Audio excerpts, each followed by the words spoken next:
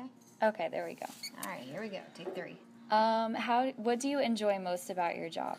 Okay, I think this is where we left off. I enjoy actually a lot of things about my job. I think the number one thing I enjoy is the topic matter that I get to talk about every day. I'm fascinated by people and the psychological mechanisms that underlie human behavior. And and psychology is fascinating because there's no right or wrong. It's all about theories and, explanations for why we do what we do and feel how we feel and think how we think. And I get to explore that every day. That's pretty cool. With my students. And so we get into great discussions and debates, and they teach me things that I didn't even know or I didn't even think of, they'll bring up. And so I love that. And I love working with college students because they're such good critical thinkers and they bring a lot to the table. And I feel like I make an impact, especially at this level. And a lot of students come in having no idea what they want to do, and they connect with psychology. And I feel like I give some students just some insight into their passion that they didn't even know they had. That's true. So that's gotta be cool. So it's fun. I love my job. I wouldn't trade it right now for anything. That's cool. Do you work in a team or more of like an independent element? We have faculty meetings where we all get together, and there's different training sessions that we have. Other than that, though, I do have a lot of autonomy in terms of how I'm going to run a class and so forth. So, I get observed. Like there's going to be somebody observing me either next week or the week after. So I get observed by those who are higher up than me in terms of administration. But so we're a team, but within that team, there's not a lot of micromanaging. There's still freedom, so it's good. I have some breathing room because everybody has a different teaching style. Mm-hmm. So, because you have probably different teachers and different classes, and they all conduct their classes in probably vastly different ways or different from the way I conduct my class. So, so it's good. So it's a team, but there's freedom within it for sure. That's got to be nice. Yeah. No one likes to get micromanaged. No. And I've had that experience before too, and so it's not enjoyable. But there's opportunities for development here, and I just became the associate faculty because I went through training. In other words, they teach you how to be a better teacher here, so that's good. That's good, and a lot of institutions don't offer that. So, how does this impact How does being more independent impact your work style? Do you feel that it's more? I feel like it gives me the freedom to take more risks. Okay. That's always nice to explore your options. And it is. If you can take risks with students, then you can take learning to a deeper level.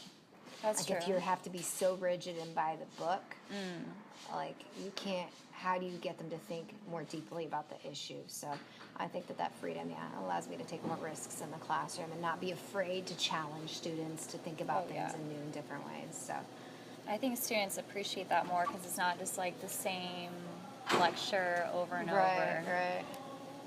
And it's interesting too. I can talk about the same chapter 8 times in a row, but it'll be, and a lot of the examples will be the same, but it'll be 8 different conversations because classes are going to have different questions, different examples, and so sometimes it gets a little old depending on the chapter. It can get a little boring, but most of the time it's never a dull moment, really, in my opinion, although some students were closing their eyes today, but I don't see it as being... I'm going to chalk that up to the weather. I think so. And to the time change, but this was students today, they were dozing a little bit, whatever. Because you definitely always have interesting topics to cover, that's for sure. Yeah, that's what makes it cool. I have a cool topic that I'm covering. I don't have a boring subject that I'm covering, so that helps. Not math or any of that. I don't know. Stuff. If I was teaching math, I would try to find ways, though, to make it fun or relatable. I would have to, because, but you don't want me teaching math. I don't blame you. Math is not my strong suit. What did you major in as far as college? Yeah, my undergraduate degree, I majored in psychology with a minor in counseling psychology. And then when I went off to graduate school, I was accepted into a counseling psychology doctoral PhD program. Oh, wow. Where you pick your master's up along the way. Okay. My situation was after I had done my master's thesis, got my master's degree, I was a little burned out because I was going straight through. Really? And that combined with the fact that my mom had gotten sick at that time, so I decided to take a break. And also I had developed such a passion for teaching. Yeah. And so I was just ready just to get into the classroom. So I stopped. So my degrees actually have a master's of science Okay. in psychology with a specialization with counseling. That's awesome. Yeah,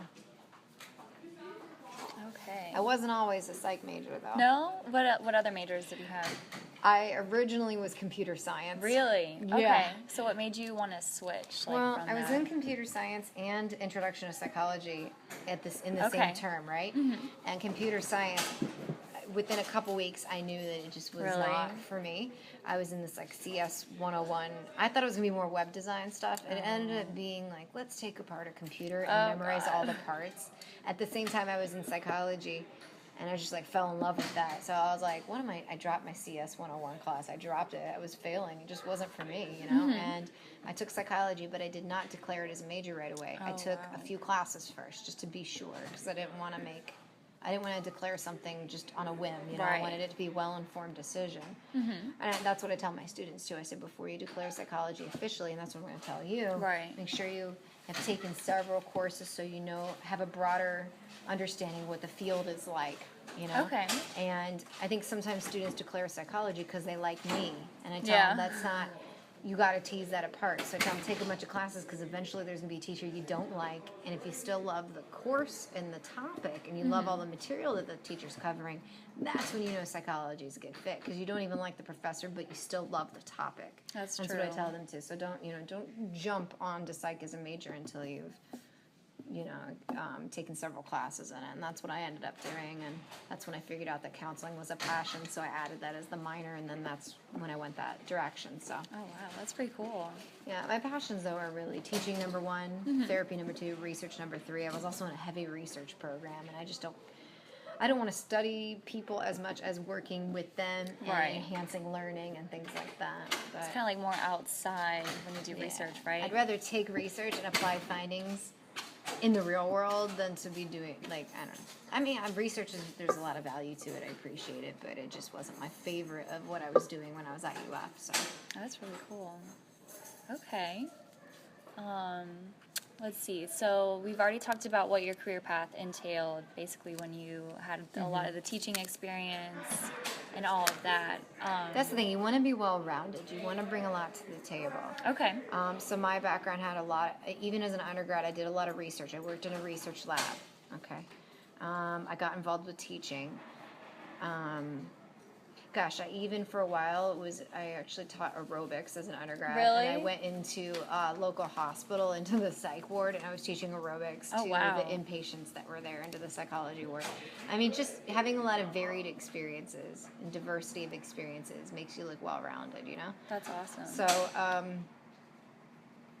yeah, I mean, I've conducted research in a lot of the topics that we've covered. You know, motivation. I spent time in child development, doing research. My master's thesis was on eating disorders amongst wow. lesbian women in terms of self-objectification theory, which we're going to talk about next week.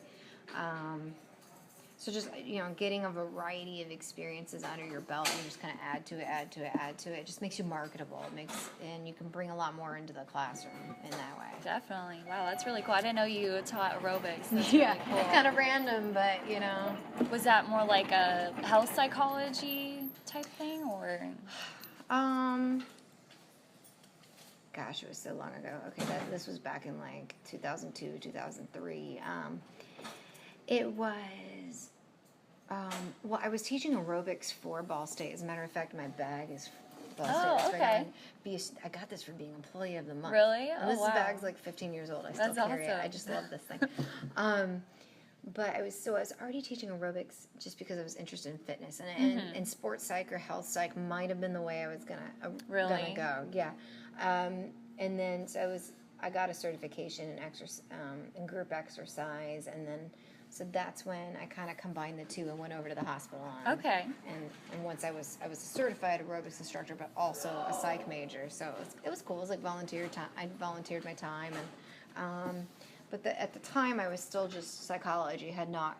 See, what happens is you go broad, and you're like, all right, I'm going to major in psychology, and then what you do, the longer you're in it, you kind of narrow it down and Right. narrow it down and figure out what specific interests, because the field is so broad. Mm-hmm. And I was exploring that maybe as a possibility for me to do that long term, to get into the health psych, sports psych side of things. And it was close. If I had to go back and do it all over again, I might Really? just do that. Yeah. Oh, wow. I actually got accepted into FSU's sports psych program after I'd cool. already committed to UF's counseling psych program. I think, yeah, I remember you talking to us about that. You know, so you just kind of you find so many things that you're passionate about. I mean, think about Gen Psych. There's a lot of topics that are Oh, interesting, yeah. and you just kind of start to narrow and narrow and narrow until you get your specialty. Okay. You know, so it's almost like deductive reasoning in that sense. You Yeah. get this general picture, and you get yourself well informed, and you narrow it down to something specific for you. That's really So, cool, because I was and looking that's- at health psychology, like, in a way. Yeah, health psychology. You can do various different things with it, but a lot of it's more research based. Oh, really? Yeah, Okay. it's not. Sports psych's a little bit more involved with people. Like a lot of health psychologists, they end up just teaching at a university and conducting research. Really?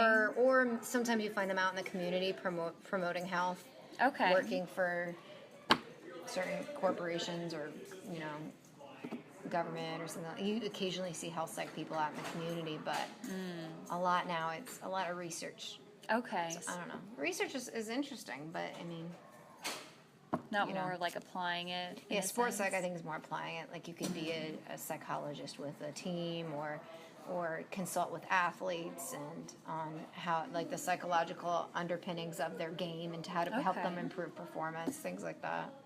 Or how to help them with motivation, achieving their goals and That's pretty interesting. yeah, it is. I love it. If I had to do it all over again, like I said, I mean, I had several interests, but you eventually have to go. Right. You gotta choose a direction and just hope it's the right fit. But the more informed you are, the better, the odds are greater that is going to be the right fit for you. That's true. I'm definitely on that, hopefully on that path.